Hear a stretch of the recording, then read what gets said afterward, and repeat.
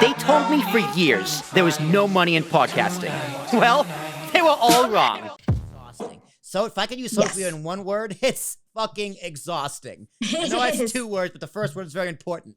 Like it's just it's so exhausting. So like, how do you keep up? Because even like with trends change all the time too. What's trending changes minute by minute. How do you keep up?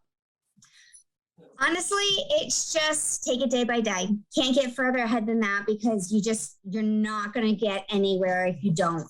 So really day by day is my motto. Mm-hmm. So what are some common misconceptions about being a social media marketer?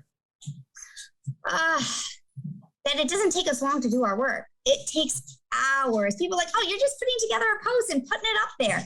It is way more labor intensive than that. If you're doing it the right way to grow a business, now you need to know what your KPIs are. You need to know what your goals are. Are you trying to grow your following? Are you trying to grow your engagement? Are you just trying to, be out there? So when you really niche down on what your goals are, then you need to research, okay, am I using the right hashtag? Which hashtags are relevant today as opposed to tomorrow? Or what are they going to be next week? How can I predict that? What's going to engage my audience? I need to look at my competitors. What are they doing that engages their audience that might engage my audience? So there's a lot that goes into it, a lot of research, a lot of behind the scenes work. And it's a common misconception that, it takes me 10 minutes just to plop in a post, put a couple pictures on it and post it. It's way more than that. And then you need to strategize, this week, what am I going to post about? What am I going to post about next week? Is it relevant to the time of the year? Is it relevant to my business? Is it relative to the season or what's going on in today's society? You go down the rabbit hole when you start getting really into it, depending on the type of business you're in. Yeah. Hashtags are a tough one. It's like, I never know what hashtags to use for certain posts. It's kind of like, obviously podcasting, audio whatever. Like this different variations of podcast for me.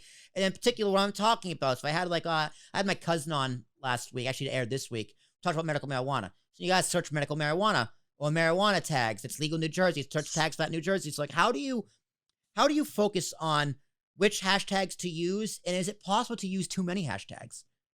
So yeah, depending on the platform that you're on, you don't want to use a certain amount you don't want to go over a certain amount of hashtags. So for like Instagram, you want to say somewhere between 15 and 30, and you want to use a heavy dosage of hashtags that are within the 1,000 range, within the couple thousand range, and within the 100,000 range, and a couple within the millions range.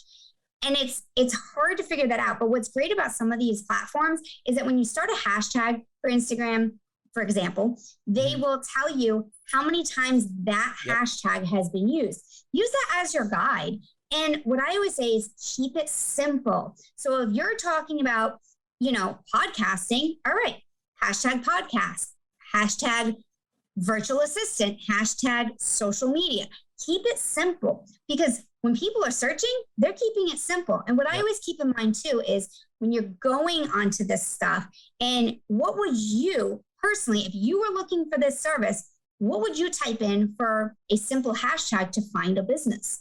That uses that as your guide is super helpful. And also looking at your competitors, what are they using as a hashtag? Because if you're staying within that same realm, when you use that hashtag and they're using that hashtag, who's going to pull up? Both of you. Both of us. And then the customer is going to look at both of you to see which one they want to go through. So that's critical too. So when you're doing hashtags, there's a couple of different things that you want to consider.